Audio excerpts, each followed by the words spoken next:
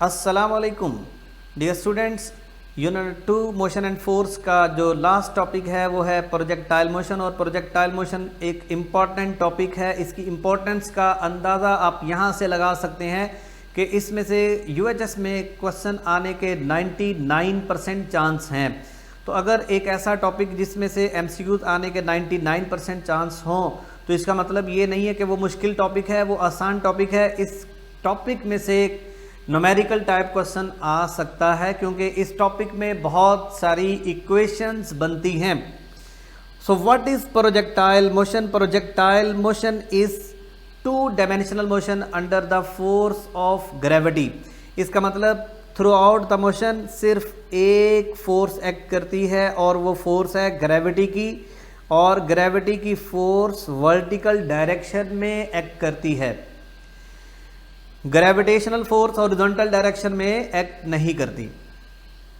इसकी एग्जांपल्स क्या हैं? A bomb release from an aeroplane level flight. एक एरोप्लेन अपनी नॉर्मल मोशन में जाते हुए अगर एक बॉम्ब ड्रॉप करता है तो वो भी प्रोजेक्टाइल मोशन है। A bullet fired from a gun, an arrow release from bow, a javelin thrown by an athlete. ये कुछ एग्जांपल्स हैं प्रोजेक्टाइल मोशन की। अभी हम प्रोजेक्टाइल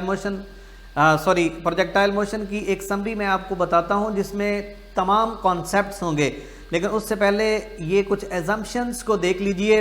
प्रोजेक्टाइल मोशन की कुछ एजम्पशंस हैं। हम प्रोजेक्टाइल मोशन को अंडरस्टैंड करते हुए रेजिस्टेंस को नेग्लिजिबल तस्वुर करते हैं, रेजिस्टेंस को निगलेक्ट कर देते हैं। एक्चुअली रेजिस्टेंस ज़ीरो पॉसिबल नहीं है। अगर हम रेजिस्टेंस को कंसीडर करेंगे तो हमारी तमाम इक्वेशंस कॉम्प्लिकेटेड हो जाएंगी, और कॉम्प्लिकेशन से बचने के लिए ये एजम्पशंस को जहन में रखिएगा। फिजिक्स में हम बहुत सारी इक्वेशंस को डिराइव करते वक्त consider, let us consider, suppose, इस तरह के वर्ड इस्तेमाल करते हैं। वो इसलिए यूज़ करते हैं कि कॉम्प्लिकेशन से बचा जाए और सिंप्लिसिटी, इक्वेशंस में सिंप्लिसिटी लाई जाए। The effect due to curvature of earth is negligible. You know, earth एक स्फेरिकल शेप है और स्फेरिकल शेप का एक कर्वेचर होता है। उस कर्वेचर का भी प्रोजेक्टाइल पे कोई इफेक्ट नहीं है, ये हमने एज्यूम किया है। For all points of the trajectory the acceleration due to gravity is constant with respect to magnitude and direction. यानी प्रोजेक्टाइल मोशन में एक्सेलरेशन हर लिहाज से कांस्टेंट होगा with respect to magnitude, with respect to direction. अगर ये दोनों चीज़ें सेटिस्फाई हो रही हों तो equations of motion are applicable. Linear equations, linear motion की जो इक्वेशंस हैं वो प्रोजेक्टाइल पे एप्लीकेबल होंगी। तो equations of motion are applicable. Equations of motion की कंडीशन है acceleration should be constant with respect to magnitude, with respect to direction. एक और बात भी है, equations of motion are applicable for linear motion. Projectile motion तो two dimensional motion है, फिर हम इक्वेशन ऑफ मोशन को प्रोजेक्टाइल पे क्यों अप्लाई करते हैं? याद रखिए, इक्वेशंस ऑफ मोशन एक वक्त में सिर्फ एक डायमेंशन पे अप्लाई होगी, हॉरिजॉन्टल या वर्टिकल। प्रोजेक्टाइल में ये दोनों डायमेंशंस होती हैं। Equations of motion are applicable only in a single dimension. We cannot apply simultaneously on two dimensions.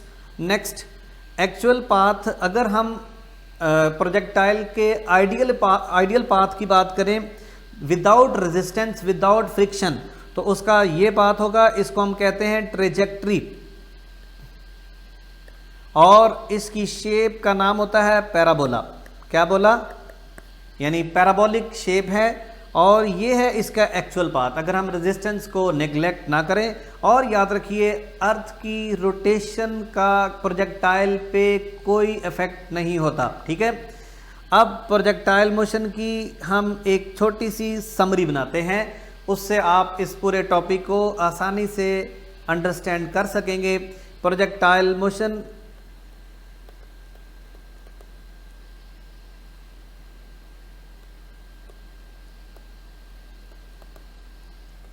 we know एक फोर्स लगती है इसके ऊपर, इसका मतलब वो कौन सी फोर्स है, वो वर्टिकल फोर्स है, इसका मतलब हॉरिजॉन्टल डायरेक्शन में कोई फोर्स एक्ट नहीं करती। सो नो हॉरिजॉन्टल फोर्स, सही लिखा है, हॉरिजॉन्टल डायरेक्शन में कोई फोर्स एक्ट नहीं करती, इसका मतलब F X is equal to 0। Newton law कहता है कि जिस डायरेक्शन में फोर्स ना हो उस डायरेक्शन में एक्सेलरेशन भी नहीं होगा। इसका मतलब horizontal acceleration through out the motion of projectile remains 0। और 0 एक्सेलरेशन के दो मतलब होते हैं, या तो बॉडी रेस्ट पे है और या वो यूनिफॉर्म वेलोसिटी से मूव कर रही है। इसका मतलब प्रोजेक्टाइल रेस्ट पे नहीं है तो रेस्ट वाला हम कैंसिल कर देते हैं। इसका मतलब उसकी हॉरिजॉन्टल वेलोसिटी यानी horizontal component of projectile remains constant. Reason मैंने क्या बताई, क्योंकि हॉरिजॉन्टल एक्सेलरेशन 0 है और एक्सेलरेशन ना होने का मतलब वेलोसिटी कांस्टेंट।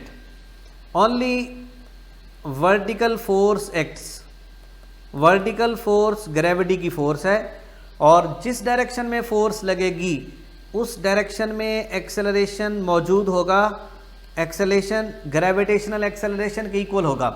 नॉर्मली हम इसकी वैल्यू 10 लेते हैं ताकि आसानी से न्यूमेरिकल्स को सॉल्व कर सकें, क्योंकि अगर आप 9.8 से सॉल्व करेंगे तो आप प्रॉब्लम में पड़ेंगे, क्योंकि आपको कैलकुलेटर अलाउ नहीं है। अगर एक्सेलरेशन g के इक्वल है तो एक्सेलरेशन होने का मतलब वर्टिकल वेलोसिटी इज वेरिएबल, मतलब थ्रू आउट द मोशन एक वेलोसिटी वेरिएबल होगी और वो वर्टिकल वेलोसिटी है। Horizontal velocity remains constant. अब प्रोजेक्टाइल मोशन की कुछ टाइप्स की बात करते हैं। ये बेसिक कॉन्सेप्ट जहन में रखिएगा, जो मैंने अभी आपको बता दिया ये उसकी समरी है। Through out the motion horizontal component मौजूद रहेगा, उसकी वैल्यू अगर 10 है स्टार्ट में तो थ्रू आउट द मोशन 10 ही रहेगी हॉरिजॉन्टल वेलोसिटी की। तो फर्स्ट केस है हॉरिजॉन्टल प्रोजेक्टाइल मोशन। अभी आप दो एग्जांपल्स को देख रहे हैं, ये दोनों हॉरिजॉन्टल प्रोजेक्टाइल की एग्जांपल्स हैं। आपकी बुक में बिल्कुल स्टार्ट में ये बात लिखी हुई है, a ball thrown horizontal from certain height. कुछ हाइट से, आप जैसे आप अपने घर की छत पे खड़े हैं, आप एक फुटबॉल को हॉरिजॉन्टल किक लगाएंगे तो उसकी मोशन भी हॉरिजॉन्टल प्रोजेक्टाइल मोशन होगी। इसको हम स्पेशल केस भी बोलते हैं, स्पेशल केस ऑफ प्रोजेक्टाइल। ये स्पेशल केस की एग्जांपल, ये दूसरी एग्जांपल भी स्पेशल केस की है। आप ज़रा गौर से देखिए, इसमें एक component through out the motion constant रह रहा है और वो कौन सा कांस्टेंट है, Vx 100, जबकि Vy आप गौर से देखिए Vy 0 से स्टार्ट होके 120 तक जा रहा है। इसका मतलब हमने उस समरी जो पढ़ी कि हॉरिजॉन्टल वेलोसिटी में चेंज नहीं आती, ये अभी आपके सामने एक एग्जांपल थी। और भी इसकी एग्जांपल ये भी आप देख सकते हैं, हॉरिजॉन्टल मोशन है ये, आप सर्टन हाइट से कोई बॉडी को थ्रो करते हैं हॉरिजॉन्टल, तो वो भी प्रोजेक्टाइल का केस है। ये भी प्रोजेक्टाइल का स्पेशल केस है, body thrown from certain height. और ये भी प्रोजेक्टाइल का स्पेशल केस है, जब आप दौड़ते हुए किसी हाइट से हॉरिजॉन्टल डायरेक्शन में जंप लगाते हैं तो वो भी प्रोजेक्टाइल मोशन होती है।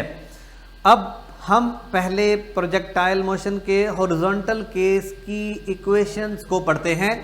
अगर आपको ये जिस जगह से इसने जंप लगाया है, आपको इस हाइट का पता हो तो आप क्या क्या फाइंड कर सकते हैं, ये जंप कितनी दूर जा रहा है, यानी रेंज कितनी क्या है इसकी, हॉरिजॉन्टल डिस्टेंस कितना है, और इस हाइट से इसको ग्राउंड तक पहुंचने के लिए कितना टाइम लगा। अब इन इक्वेशंस को हम स्टडी करते हैं। ये इक्वेशंस इतना मुश्किल, ये इक्वेशंस हम बड़ी आसानी से ड्राइव करेंगे और इक्वेशंस ऑफ मोशन को अप्लाई करेंगे। हॉरिजॉन्टल का लफ्ज़ जहन में रखिएगा। अभी हम फाइंड करते हैं horizontal displacement. Horizontal displacement, horizontal displacement find out करना चाहते हैं हम, और ये स्पेशल केस का हॉरिजॉन्टल डिस्प्लेसमेंट है। आपने एक बॉल को thrown horizontal from certain height किया, तो स्टार्ट में हमने उसको Vx प्रोवाइड की, Vx उसके पास सेम रहेगी, और स्टार्ट में Vy नहीं थी, यहाँ पर इनिशियल वी वाई 0 है और उसके बाद वर्टिकल कंपोनेंट प्रोड्यूस होना स्टार्ट हुआ। सो हॉरिजॉन्टल डिस्प्लेसमेंट फाइंड आउट करना है, अप्लाई कीजिए। यानी मैंने आपसे कहा था कि एक डायरेक्शन में हम इक्वेशन ऑफ मोशन को अप्लाई कर सकते हैं, तो अभी हम कौन सी डायरेक्शन में अप्लाई कर रहे हैं? हॉरिजॉन्टल डायरेक्शन में। Horizontal direction is equal to V I T plus half A T square. अब हॉरिजॉन्टल का लफ्ज़ ज़हन में रखिए, यहाँ पर भी x और यहाँ पर भी x, यहाँ पर भी x लगा दीजिए। ये x हमें क्या बता रहा है कि ये हॉरिजॉन्टल डिस्प्लेसमेंट है। ओके, अब आपको स्टार्ट में मैंने बताया कि हॉरिजॉन्टल एक्सेलरेशन नहीं है। अब आप समझ गए होंगे कि इस टर्म का कोई यहाँ काम नहीं है, ये तो गई और एक्सेलरेशन ख़त्म। इसका मतलब बाकी क्या रह गया? This horizontal displacement we can write x is equal to V X T. आप सोच रहे होंगे ये स्मॉल आई कहाँ गया? बेटे जब हॉरिजॉन्टल डायरेक्शन में वेलोसिटी में चेंज नहीं आती तो i या f लिखने की कोई ज़रूरत नहीं होती। ठीक हो गया? अब अगर आपको हॉरिजॉन्टल डायरेक्शन की वेलोसिटी गिवन हो और आपको टाइम का पता हो तो आप बता सकते हैं कि ये कितनी दूर, यानी इसकी रेंज क्या हो सकती है। अब वर्टिकल डिस्प्लेसमेंट आपने फाइंड आउट करना है। वर्टिकल डिस्प्लेसमेंट, ये लफ्ज़ पे गौर कीजिए, वर्टिकल डिस्प्लेसमेंट। तो इक्वेशन वैसे ही लगाएंगे, s is equal to V I T plus 1/2 A T square. अब जब वर्टिकल का लफ्ज़ है तो यहाँ पर भी y है, यहाँ पर भी y है और यहाँ पर भी y है, और इनिशियली तो ये 0 है, तो हमारे पास इक्वेशन आएगी y is equal to half G T square. Simplicity के लिए लिख सकते हैं 5t स्क्वायर। ये फार्मूला एक बड़ा इंटरेस्टिंग फार्मूला है, क्योंकि आपको मैंने बताया था कि अगर एक बॉडी को हम ड्रॉप करते हैं, ये ड्रॉप वाला केस ज़हन में रखिए, पिछले लेक्चर्स को ज़रा दोबारा सुनिए। ड्रॉप वाले केस में था कि अगर एक बॉडी किसी हाइट से ड्रॉप करते हैं और आपसे ये पूछा